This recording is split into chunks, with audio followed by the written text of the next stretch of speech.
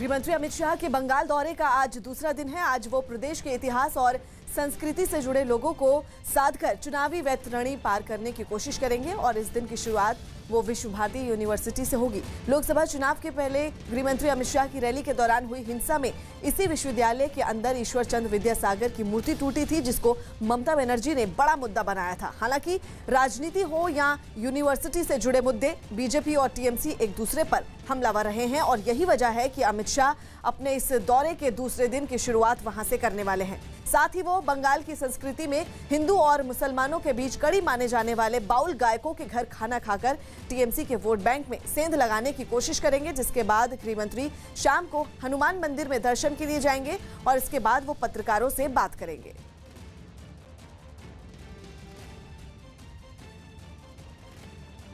America के Oklahoma में आए बर्फीले तूफान ने लाखों लोगों की मुसीबतें बढ़ा दी। इस बर्फीले तूफान को अमेरिका में पिछले कई साल का सबसे बड़ा बर्फीला तूफान बताया जा रहा है, जिसकी वजह से वहां करीब 5 करोड़ लोगों पर बुरा असर पड़ने की आशंका जताई गई। भारी बर्फबारी की वजह से ओक्लाहोमा के ज्यादातर इलाके बर्फ की चादर से ढके दिखाई दी। सड़कों पर 1 फीट से ज्यादा बर्फ जमा हो गई, जिसकी वजह से गाड़ियों का चलना मुश्किल हो गया। कई गाड़ियां तो हादसे का शिकार हो गई, जबकि कई बर्फ में ही फंस गई। सामने आई एक तस्वीर में कुछ लोग अपनी गाड़ी को निकालने की कोशिश करते थे, हालांकि बाद में उन्हें एक दूसरी गाड़ी की मदद लेनी पड़ी। कुछ ऐसी ही तस्वीरें मिशिगन में भी दिखाई दी। वहां तो लोगों के घर के सामने कई कई फीट बर्फ जमा दिखी। बाहर खड़ी गाड़ियां भी बर्फ से ढकी नजर आई। कहीं कहीं तो बर्फबारी की वजह से दिखाई देना तक बंद हो गया। हालात खतरनाक होते देख कई हाईवे बंद कर दिए गए, जबकि कुछ जगहों पर तो ट्रेनों को भी रोकना पड़ा। वहां मौसम विभाग ने अगले 1-2 दिनों में हालात और बिगड़ने की आशंका जताई, जिसके बाद लोगों को सावधान रहने की चेतावनी जारी की। गृहमंत्री अमित शाह की रैली से लौटते वक्त कुछ लोगों ने कार्यकर्ताओं से भरी बस पर हमला कर दिया। मेदिनीपुर जिले में हुए इस हमले में कई बीजेपी कार्यकर्ता घायल हो गए, जिनमें 6 लोगों को अस्पताल में भर्ती करवाया गया। आरोप है कि हमला करने वाले लोगों ने इन कार्यकर्ताओं को बस से उतार कर पीटा। बीजेपी कार्यकर्ताओं ने इस हमले के लिए टीएमसी को जिम्मेदार ठहराया।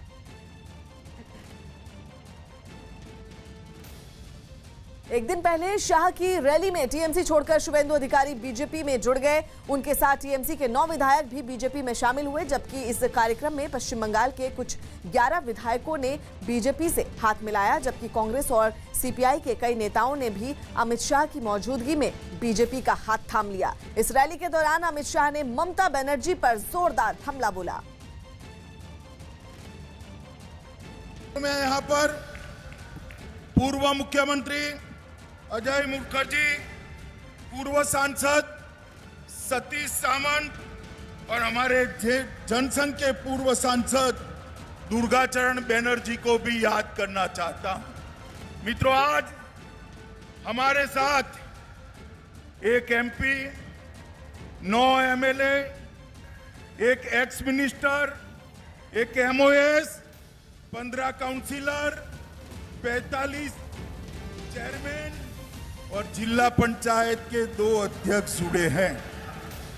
शुभेंदु भाई के नेतृत्व में कांग्रेस, तृणमूल, सीपीएम, सब पार्टी से अच्छे लोग आज भारतीय जनता पार्टी में नरेंद्र मोदी के नेतृत्व में काम करने के लिए भाजपा जोड़ रहे हैं। दीदी कहती है कि भारतीय जनता पार्टी दल बदल कराती है। दीदी, मैं आपको याद कराने आया हूं, आपकी मूल पार्टी कौन सी है? तृणमूल कांग्रेस थी क्या? जब आप कांग्रेस छोड़कर तृणमूल बनाई, जब वो दल बदल नहीं था। आज भाई शुभेंदु अन्याय के खिलाफ, बंगाल की जनता के शोषण के खिलाफ आपका साथ छोड़कर मोदी जी के साथ आ रहे हैं। आपको दल बदल लग रहा है दीदी, मगर दीदी ये तो शुरुआत है। चुनाव आते आते आप अकेली रह जाएगी। चुनाव आते आते जिस प्रकार की सुनामी को मैं बंगाल में देख रहा हूं, मित्रों, इसकी कल्पना शायद ममता दीदी ने नहीं करी होगी। इसका कारण है इतने सारे लोग क्यों पार्टी छोड़कर भारतीय जनता पार्टी में आते हैं? क्योंकि मित्रों, एक आदमी जब दल बदलता है तो काफी सोच विचार कर बदलता है। क्योंकि ये जो लोग आ रहे हैं वो मां माटी मानुष के नारे के साथ निकले थे। नारा किसी भी पार्टी का हो बुरा नहीं होता, मगर आपने क्या करा, मां माटी मानुष के नारे को टोलबाजी, तुष्टीकरण और भतीजावाद में परिवर्तित कर दिया। ये 10 करोड़ बंगाली लोगों का भविष्य आपको नहीं दिखाई पड़ता है। ये करोड़ों युवाओं का भविष्य आपको नहीं दिखाई पड़ता है। आपकी नजर में अपना भतीजा है, कब इसको मुख्यमंत्री बना दे, कब इसको मुख्यमंत्री बना दे। मैं पूछने आया हूं बंगाल के युवाओं को, क्या दोष है आपका? क्यों विकास बंगाल में नहीं हो रहा है? मैं पूछने आया हूं बंगाल के किसानों को, मोदी जी जो 6,000 रुपया भेज रहे हैं, बंगाल के किसानों को क्यों नहीं मिल रहा है? देश के 10 करोड़ किसानों को 95,000 करोड़ रुपया मिल गया, मगर बंगाल के किसानों को फूटी कौड़ी नहीं मिली, क्योंकि ममता दीदी उनकी सूची ही नहीं भेजती।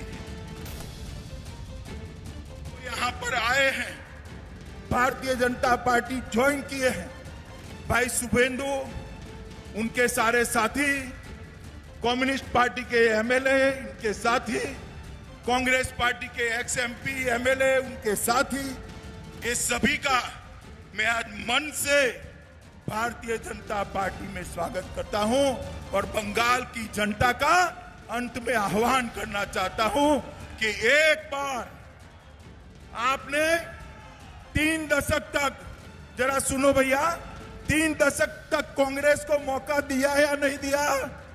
दिया है ना? कम्युनिस्ट को 27 साल मौका दिया है या नहीं दिया? ममता दीदी को 10 साल दिया या नहीं दिया? एक 5 साल भारतीय जनता पार्टी को दे दीजिए, हम बंगाल को सोनार बांग्ला बनाकर रहेंगे। पंजाब पुलिस ने पाकिस्तान से भारत में ड्रग्स और हथियारों की तस्करी करने वाले गिरोह का पर्दाफाश किया। न्यूज़ 18 की चमन की रिपोर्ट है कि इस गिरोह के 2 लोगों को पुलिस ने गिरफ्तार किया, जो ड्रोन की मदद से पाकिस्तान से भारत की सीमा में ड्रग्स और हथियारों की तस्करी करते थे। इतना ही नहीं, गिरफ्तार किए गए लखबीर सिंह नाम के आरोपी का कनेक्शन पाकिस्तान के एक ड्रग्स तस्कर के साथ बताया गया। पुलिस ने जानकारी दी कि लखबीर सिंह पाकिस्तान में जिस तस्कर के संपर्क में था, वो तस्कर वहां के खालिस्तान समर्थक गुटों से जुड़ा हुआ और वो कई बार पाकिस्तान से भारत की सीमा में हथियारों और ड्रग्स की तस्करी की कोशिश कर चुका है। मध्य प्रदेश के उज्जैन में मटर के कम भाव मिलने से नाराज किसानों ने कारोबारियों के ट्रकों में तोड़फोड़ की।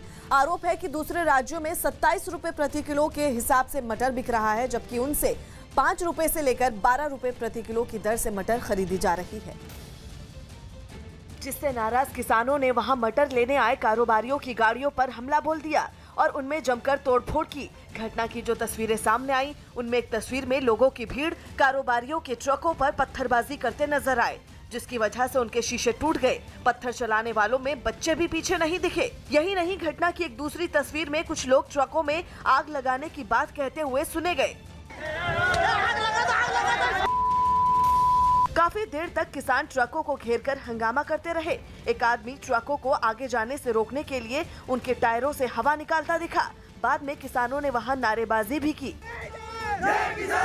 किसानों के इस बवाल से वहां अफरा तफरी मच गई। हालांकि बाद में पुलिस ने हंगामा कर रहे लोगों को समझा बुझाकर मामला शांत करवा लिया। यूपी के कन्नौज में लव जिहाद मामले में केस दर्ज। यूपी के कन्नौज में एक लव जिहाद का मामला सामने आया, जहां तौफीक ने अपना नाम राहुल बताकर एक टीचर से शादी कर ली। लेकिन सच्चाई सामने आने के बाद पीड़िता के पिता ने आरोपी तौफीक के खिलाफ केस दर्ज करवाया है। नागपुर में आरएसएस के विचारक एमजी वैद्य का 97 साल की उम्र में निधन हो गया। पीएम मोदी ने एमजी वैद्य के निधन पर शोक जताया। चेन्नई एयरपोर्ट पर कस्टम विभाग की टीम ने एक आरोपी से तस्करी करके लाया गया करीब 88 लाख रुपए का 1.7 किलो सोना बरामद किया। पश्चिम बंगाल के मेदिनीपुर में बीजेपी कार्यकर्ताओं पर हुए हमले के विरोध में सिलीगुड़ी में बीजेपी युवा मोर्चा ने पुलिस और कानून व्यवस्था के खिलाफ प्रदर्शन किया। राजस्थान के नागौर से सांसद और राष्ट्रीय लोकतांत्रिक पार्टी के अध्यक्ष हनुमान बेलीवाल ने किसान आंदोलन के समर्थन में 3 सदस्यीय समितियों से इस्तीफा दे दिया। यूपी के मथुरा में जमीनी विवाद सुलझाने गई नगर निगम की टीम पर दूसरे पक्ष के लोगों ने पथराव कर दिया। इस हमले में निगम कर्मियों ने बड़ी मुश्किल से अपनी जान बचाई। पाकिस्तान एक बार फिर अपने एक और झूठ के साथ दुनिया के सामने आया है। पाकिस्तान को भारत की सर्जिकल स्ट्राइक से डर लगता है। ये हम नहीं बल्कि खुद पाकिस्तान के विदेश मंत्री शाह महमूद कुरैशी का कहना है। कुरैशी के मुताबिक भारत पाकिस्तान के राजनीतिक हालात और आर्थिक संकट को देखते हुए कभी भी उस पर हमला कर सकता है। दरअसल पाकिस्तान भारत के खिलाफ ये सब कुछ जानबूझकर कर रहा है। पाकिस्तान भारत का डर दिखाकर पूरी दुनिया के सामने विक्टिम कार्ड यानी खुद को बेचारा दिखाने का खेल खेल रहा है। ये पाकिस्तान की सोची समझी साजिश है और इसके जरिए पाकिस्तान भारत को बदनाम करने की कोशिश कर रहा है।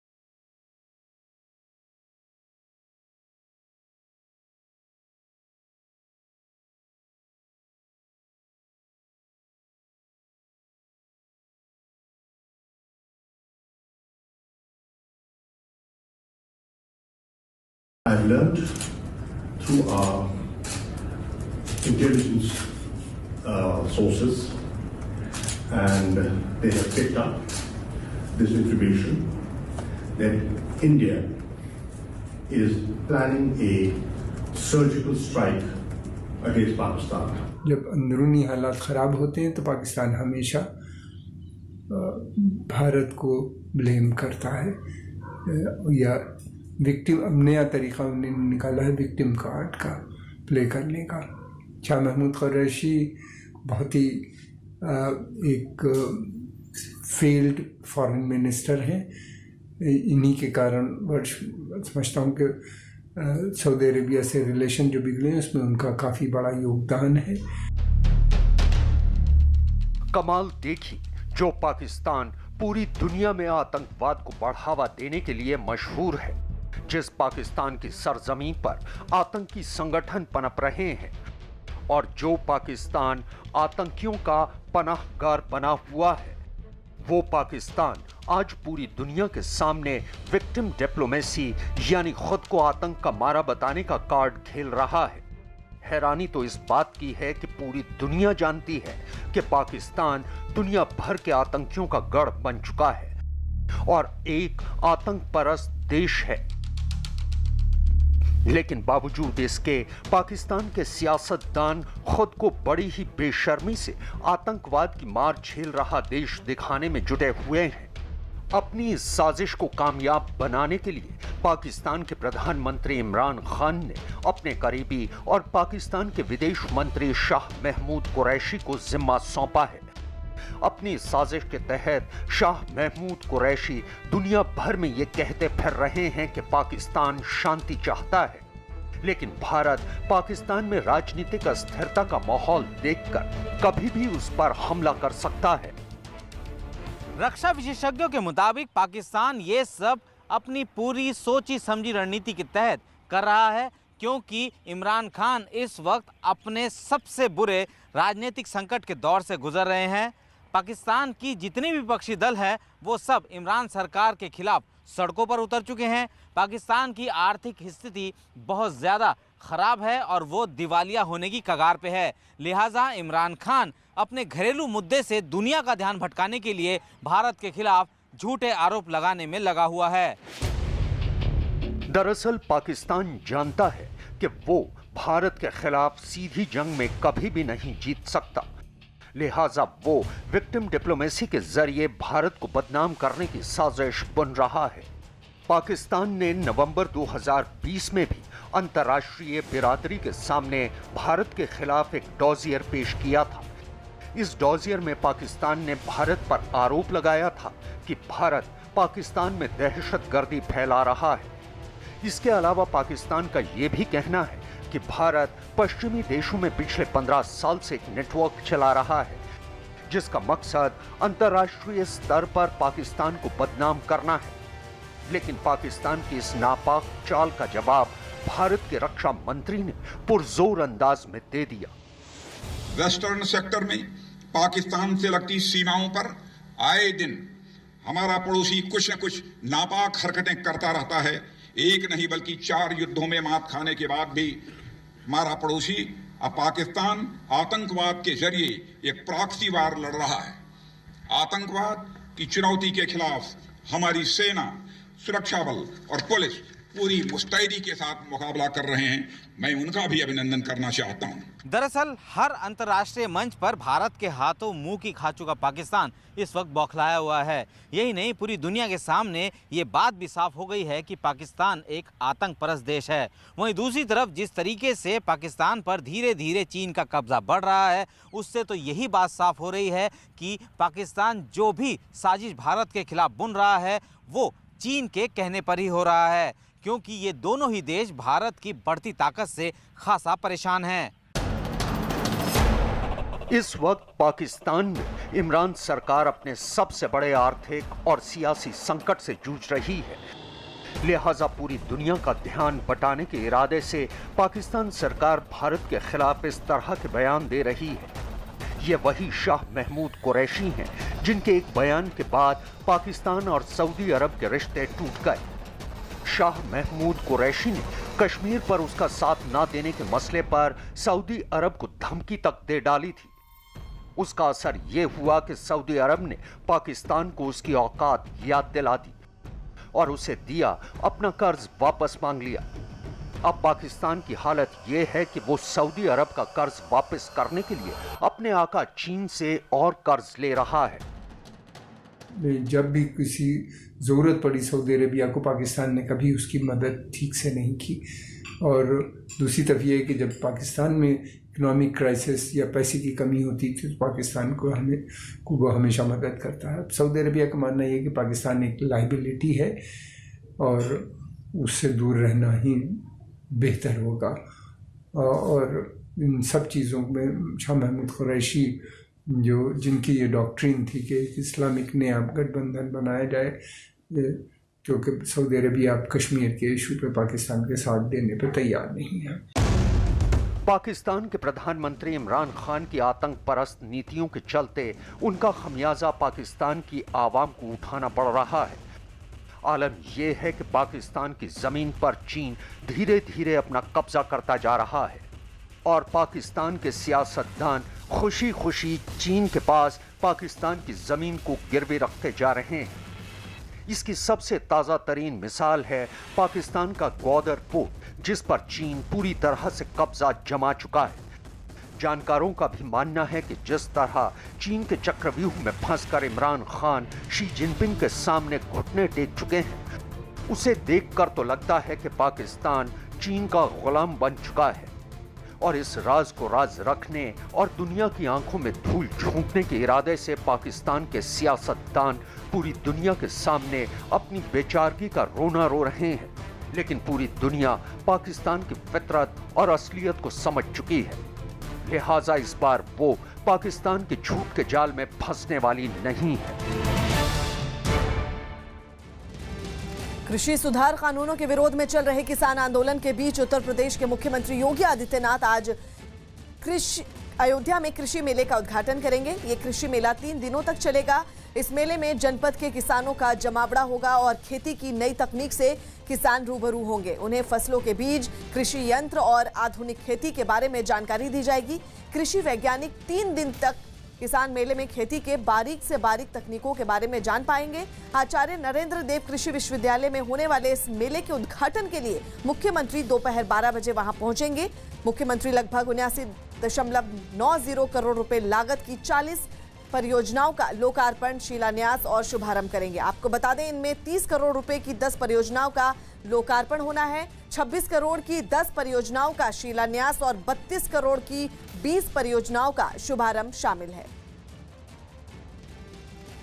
किसान आंदोलन के बीच हरियाणा के मुख्यमंत्री मनोहर लाल खट्टर ने कृषि मंत्री नरेंद्र सिंह तोमर से मुलाकात की। दोनों नेताओं के बीच किसानों के मुद्दे पर बात हुई। बैठक के बाद हरियाणा के मुख्यमंत्री मनोहर लाल खट्टर ने किसानों से जल्द बातचीत होने और इस विवाद का हल निकलने की उम्मीद जताई। कृषि मंत्री श्री नरेंद्र तोमर जी से मिलने के लिए मैं आया था, क्योंकि हमको पता है जैसे किसान आंदोलन जिस प्रकार से चल रहा है और कुल मिलाकर के बहुत से प्रयत्न ऐसे हो रहे हैं कि आपसी बातचीत के माध्यम से कोई रास्ता निकले। उसी में से हमको भी लोग कुछ मिले हैं, तो मिलने वालों ने जो कहा है कि उसमें से क्या रास्ता निकल सकता है, इसके ऊपर कुछ चर्चा सकारात्मक होनी चाहिए। तो ऐसा बीच का रास्ता कि जो तीनों कानून हैं उसमें कुछ संशोधन किए जाए, जो ऑफर केंद्र सरकार ने दी हुई है उसी में कुछ और चीज़ें जोड़ने की बातें ही हैं। जो इनपुट्स थे वो मैंने नरेंद्र तोमर जी को बताए भी हैं। ईरान और अमेरिका के बीच जंग के मंडराते खतरे के बीच ईरान का सबसे बड़ा दुश्मन इजराइल भी इस जंग में कूदने के लिए पूरी तरह तैयार है। ईरान के खौफनाक इरादों की भनक मिलते ही इजराइल ने अपने नए एयर डिफेंस सिस्टम का परीक्षण अपनी ताकत दिखाई और ईरान समेत अपने सभी दुश्मनों को सीधी चेतावनी भी दे डाली। इस परीक्षण का इजराइल के रक्षा मंत्रालय की तरफ से वीडियो भी जारी किया गया। वीडियो में ये मिसाइलें दुश्मन की मिसाइलों को आसमान में ही तबाह करती नजर आईं। इस मिसाइल डिफेंस सिस्टम को जमीन में मौजूद ठिकानों के अलावा समंदर में मौजूद एक जहाज में भी तैनात किया गया था। इस सिस्टम को परखने के लिए वहां एक के बाद एक कई ड्रोन और मिसाइलें लॉन्च की गईं। इसके अलावा लड़ाकू विमानों को भी उड़ाया गया। लेकिन जैसे ही ये हमलावर विमान और मिसाइलें रडार पर नजर आईं, अलग अलग जगहों पर तैनात इंटरसेप्टर मिसाइलें अपने आप आसमान की तरफ बढ़ने लगीं। जल्द ही इन मिसाइलों ने हमलावर मिसाइल को आसमान में काफी ऊंचाई पर ही तबाह कर दिया। एरो नाम का ये नया एयर डिफेंस सिस्टम इजराइल और अमेरिका की विमान बनाने वाली कंपनी बोइंग ने साथ मिलकर बनाया है, जिसका सबसे बड़ा मकसद जंग की सूरत में ईरान या उसके सहयोगियों की तरफ से होने वाले किसी भी हवाई हमले को नाकाम करना है। दिल्ली के नजदीक गुरुग्राम से एक रोंगटे खड़े कर देने वाला वीडियो सामने आया, जिसमें मारपीट के विवाद में इलाज करवाने आए एक शख्स से बदला लेने के लिए दूसरे पक्ष के एक आदमी ने गाड़ी को ही अस्पताल में घुसा दिया। इस घटना की पूरी तस्वीर में वहां लगे सीसीटीवी कैमरे में रिकॉर्ड हो गई, जिसमें अस्पताल के बाहर खड़े 2 लोगों को दूसरे पक्ष के एक आदमी ने अपनी गाड़ी से कुचलने की कोशिश की। दोनों किसी तरह से भाग निकले, लेकिन वो आदमी गाड़ी लेकर अस्पताल में ही घुस गया। इसके बाद एक आदमी अस्पताल के गेट पर खड़ा होकर उसे उंगली दिखाने लगा, जिसके बाद गाड़ी चला रहे आदमी ने उसे फिर से कुचलने की कोशिश की और इस चक्कर में उसने वो अस्पताल में टक्कर मार दी। लेकिन हद तो तब हो गई जब उसने गुस्से में एक बार नहीं बल्कि कई बार अस्पताल में गाड़ी घुसाने की कोशिश की। इस दौरान वहां अस्पताल का सुरक्षा कर्मी भी दिखाई दिया, जिसने किसी तरह भागकर अपनी जान बचाई। घटना की एक दूसरी तस्वीर भी सामने आई, जिसमें गाड़ी की टक्कर से दुकान के अंदर रखी दवाइयां गिरती दिखाई दी। बोलेरो वो लेके आता है और सीधा हॉस्पिटल के फार्मेसी में दे मारता है टक्कर। 4 से 5 बार अस्पताल में टक्कर मारने के बाद वो आदमी गाड़ी लेकर वहां से फरार हो गया। इस दौरान वहां खड़ी बाइक, अस्पताल की एम्बुलेंस और कई कारों को काफी नुकसान पहुंचा। पाकिस्तान में विद्रोह के डर से चीन ने ग्वादर बंदरगाह पर अपना कब्जा तेज कर दिया। न्यूज़ 18 के संदीप बोल की रिपोर्ट है कि चीन की बढ़ती दखलंदाजी से बलूचिस्तान के लोग गुस्से में हैं और लोगों के तेवर देख चीन को यह डर सता रहा है कि किसी भी वक्त ग्वादर पर बड़ा हमला हो सकता है। अगर ऐसा हुआ तो ग्वादर बंदरगाह पर उसका काम पूरी तरह ठप हो जाएगा।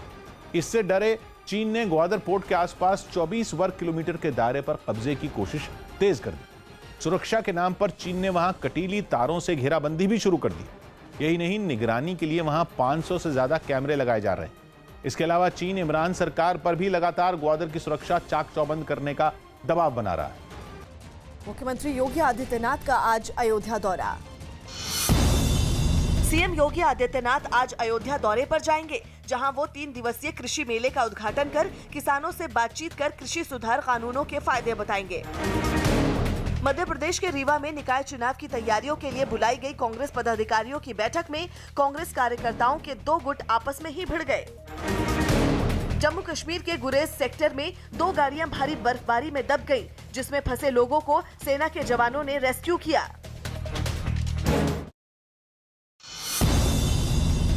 हरियाणा के मुख्यमंत्री मनोहर लाल खट्टर ने गुरुग्राम के मेदांता अस्पताल जाकर अनिल विज से मुलाकात की। हरियाणा के गृह मंत्री अनिल विज को कोरोना हुआ है। ओडिशा के मलकानगिरी में अपने घायल बछड़े के पीछे दौड़ती एक गाय का वीडियो वायरल हो गया। उस बछड़े को कुछ लोग रिक्शा ठेली में इलाज के लिए ले जा रहे थे, जबकि गाय बछड़े का पीछा करती हुई कई किलोमीटर दूर अस्पताल तक पहुंच गई। अमेरिका के न्यूयॉर्क से एक हैरान करने वाला वीडियो सामने आया, जिसमें बर्फबारी के बीच खड़ी एक कार अगली सुबह तक पूरी तरह से बर्फ से ढक गई।